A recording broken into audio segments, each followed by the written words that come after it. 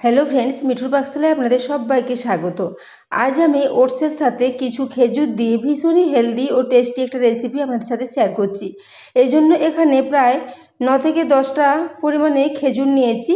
তো খেজুরের বীজগুলো একটু ছাড়িয়ে পরিষ্কার করে নিচ্ছি।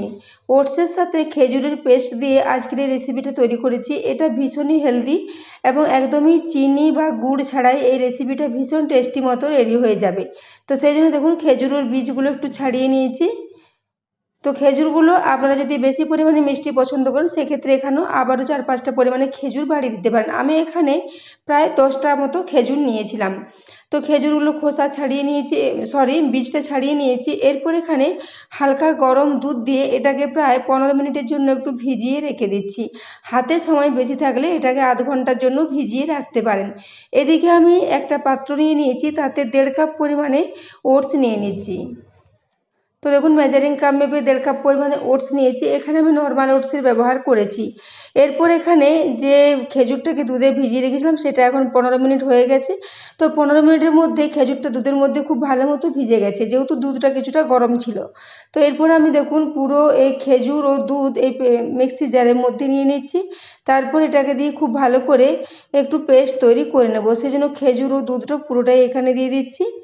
তো বন্ধুরা, আজকের রেসিপিটা যদি ভালো লেগে থাকে তাহলে অবশ্যই বন্ধুদের সাথে একটু শেয়ার করে দেবেন এবং রেসিপি ভালো লাগলে একটা লাইক করতে ভুলবেন না। তো দেখুন এখানে পুরোটা নিয়ে নিয়েছি, তারপর ঢাকা দিয়ে এটাকে খুব ভালো করে পেস্ট তৈরি করে নিয়েছি। তো দেখুন খুব ভালো মতো একটা পেস্ট তৈরি হয়ে গেছে। এরপর আমি ওই যে বাটিতে ওটসটা রেখেছিলাম সেই ওটসটা নিয়ে নিয়েছি। এবার ওটসের সাথে এই পুরো পেস্টটা দিয়ে দিচ্ছি। তো এখানে আমি যে দুধটা নিয়েছিলাম মাপে এটা 1/4 কাপ পরিমাণে হবে। তো আবারও প্রায় 1/4 কাপ পরিমাণে দুধ এই মিক্সির জারের মধ্যে নিয়ে নিচ্ছি। মিক্সিতে যেটুকু লেগে আছে সেটুকু এই দুধ দিয়ে একটু পরিষ্কার করে নিয়ে নেব। তারপর দুধটা পুরো এই ওটসের মধ্যে দিয়ে দেব। তো দেখুন এইভাবে আমি প্রায় দুবারে হাফ কাপের কিছু কম হবে সেরকম পরিমাণে দুধটা নিয়েছি। তো খুব বেশি দুধ দিয়ে একেবারে এটাকে পাতলা করে মাখা চলবে না, একটু শুকনো শুকনো করে এটাকে মেখে নিতে হবে। তো দেখুন এখানে এইভাবে দিয়ে এটাকে চামচে করে খুব ভালো করে মিশিয়ে নিচ্ছি। তো যেহেতু 1.5 কাপ ওটস নিয়েছি এখানে প্রায় হাফ কাপ মতোই দুধ লাগবে, তবে খুব বেশি দুধ একেবারে দিয়ে এটা মাখা যাবে না। এইভাবে কিছুটা কম পরিমাণে দুধ দিয়ে এটাকে মিশিয়ে নিতে হবে। প্রয়োজন হলে পরে আবারও কিছুটা দুধ মিশিয়ে নেওয়া যাবে। তো দেখুন এরপর আমি এটা চামচে করে খুব ভালো করে মিক্স করে নিচ্ছি।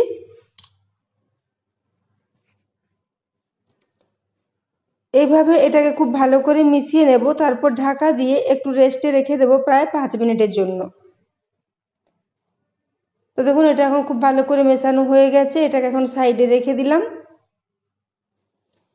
এদিকে আমি এখানে হাতের মুঠোর 1 মুঠো পরিমাণে কিশমিশ নিয়েছি, ওই সাথে প্রায় 8 থেকে 10টা পরিমাণে আমন্ড বাদাম নিয়েছি। তো আমন্ড বাদামের পরিবর্তে এখানে আপনারা কাজু বাদামও নিতে পারেন। তো দেখুন এরপর আমি এই বাদামগুলোকে একটু ছোট ছোট টুকরো করে কেটে নেব। তো ছুরির সাহায্যে এগুলোকে একটু ছোট ছোট টুকরো করে কেটে নিচ্ছি। তো বন্ধুরা, আজকের এই রেসিপিটা বানিয়ে নেওয়া ভীষণই সহজ, খুবই ভালো মতো এটা রেডি হয় এবং ভীষণই হেলদি। একদমই খুব বেশি উপকরণ লাগে না, কম উপকরণ দিয়ে এটা রেডি হয়ে যায়। এবং এটাকে আপনারা রেডি করে বাচ্চাদের স্কুলের টিফিনের জন্য দিতে পারেন, কিংবা বিকেলের দিকে হালকা খিদে পেলে এরকম ধরনের রেসিপি বানিয়ে খেতে পারেন। যাদের সুগার আছে, প্রেশার আছে, তারা এরকম ধরনের রেসিপি অবশ্যই ট্রাই করতে পারেন। এটা ভীষণই হেলদি এবং টেস্টি একটা রেসিপি। তো দেখুন এরপর আমি এইগুলোকে ছোট ছোট টুকরো করে একটু কেটে নিলাম। আর কিশমিশটা অনেকটাই ছোট ছোট আছে সেজন্য এগুলো আর কাটছি না, তবে কিশমিশটা যদি সাইজে বড় হয় সেক্ষেত্রে কিশমিশগুলো একটু টুকরো করে কেটে নিতে পারেন। তো দেখুন এরপর এগুলো বাদামগুলো কাটা হয়ে গেছে। এরপর একটা প্লেটের মধ্যে এগুলোকে নিয়ে নিচ্ছি, তারপর ওই যে ওটসের মিশ্রণটা করে রেখেছি তার মধ্যে এগুলো একটু মিশিয়ে নেব।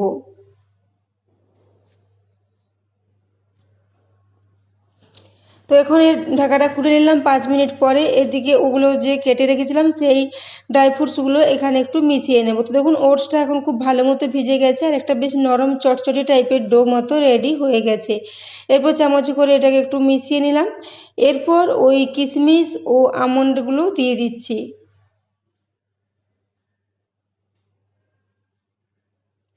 এগুলো দেওয়ার পরও চামচে করে খুব ভালো করে একটু মিশিয়ে নেব।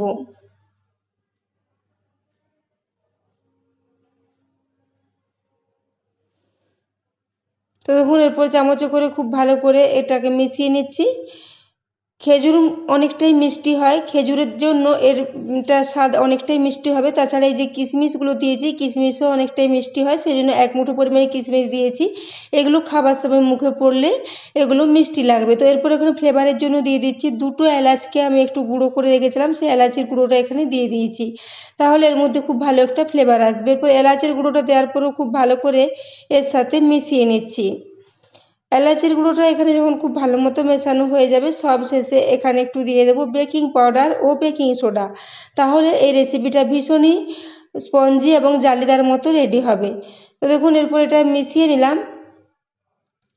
এলাচের গুঁড়োটা খুব ভালো করে মিশিয়ে নিয়েছি। এরপর এখানে একটা কেক টিন নিয়েছি, তো এখানে একটা মাঝারি সাইজের কেক টিন নিয়েছি, তাতে একটু রিফাইন্ড অয়েল দিয়ে দিচ্ছি, নিচে একটু তেল দিয়ে তার উপরে একটা সাদা কাগজ নিয়েছি। এখানে কাগজের পরিবর্তে বাড়িতে বাটার পেপার থাকলে আপনারা বাটার পেপার লাগিয়ে নেবেন।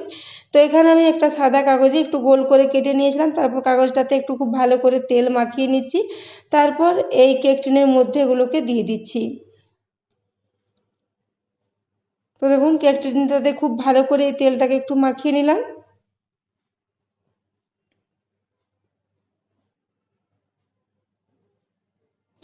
তো এটা এখন একদমই রেডি করে নিয়েছি।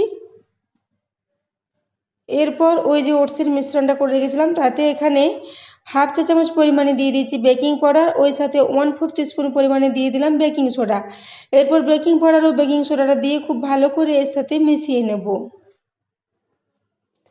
তো মিশ্রণটা দেখেই বুঝতে পারছেন এইরকম একটা বেশ চটচটে নরম টাইপের মিশ্রণ রেডি করে নিতে হবে। মিশ্রণটা একদমই পাতলা করলে চলবে না, এরকম একটু শুকনো শুকনো করে এটাকে একটু মেখে নিতে হবে। তো দেখুন এরপর আমি হাতে করে খুব ভালো করে এটাকে মিশিয়ে নিচ্ছি।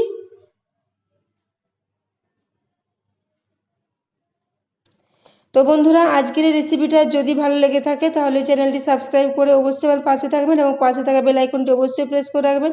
তাহলে আমি যে কোনো নোটিফিকেশানে চাই না কেন তা সবার আগে আপনার কাছে পৌঁছে যাবে। তো দেখুন এরপর একটা পাত্রে জল নিয়ে নিয়েছি, এরপর জলের মধ্যে হাতটাকে ভিজিয়ে আর এক হাতে তালুতে একটু জল লাগিয়ে নিলাম। জল লাগিয়ে নিলে এটা আর হাতে লেগে যাবে না। তারপর দেখুন জল লাগিয়ে নেওয়ার পর এখান থেকে বেশ কিছুটা করে মিশ্রণ নিয়ে এইভাবে হাতে করে একটু গোল গোল করে পাকিয়ে নিচ্ছি। তো দেখুন জল লাগিয়ে নিলে এগুলো হাতে আর একদমই লেগে যাবে না, আর খুব ভালো মতো এগুলো গোল গোল পাকিয়ে নেওয়া যাবে। তো দেখুন এরকম আমি গোল গোল করে রেডি করে নিচ্ছি।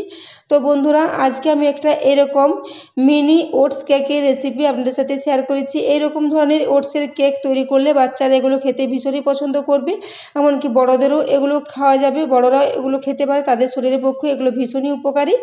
তো বন্ধুরা আজকের রেসিপিটা বাড়িতে অবশ্যই একবার ট্রাই করবেন, এটা বানিয়ে নেওয়া ভীষণই সহজ এবং এটা শরীরের পক্ষে ভীষণই হেলদি। তো দেখুন এইভাবে সবগুলোই আমি একসাথে রেডি করে নিয়েছি, তারপর কেক টিনের মধ্যে দিয়ে রেডি করে নিয়েছি। এদিকে আমি গ্যাসে একটা কড়াই আগে থেকে বসিয়ে তাতে কিছুটা পরিমাণে লবণ দিয়ে এটাকে গরম করে নিয়েছি। এরপর এই কেক টিনটা ভেতরে দিয়ে এটাকে খুব ভালো করে ঢাকা দিয়ে দিচ্ছি। এর মধ্যে একটা ছিদ্র আছে, সেটা একটা লবঙ্গ দিয়ে সেটা বন্ধ করে দিলাম। এরপর আমি এটাকে লো ফ্লেমে প্রায় 40 থেকে 45 মিনিটের জন্য রেখে দিলাম।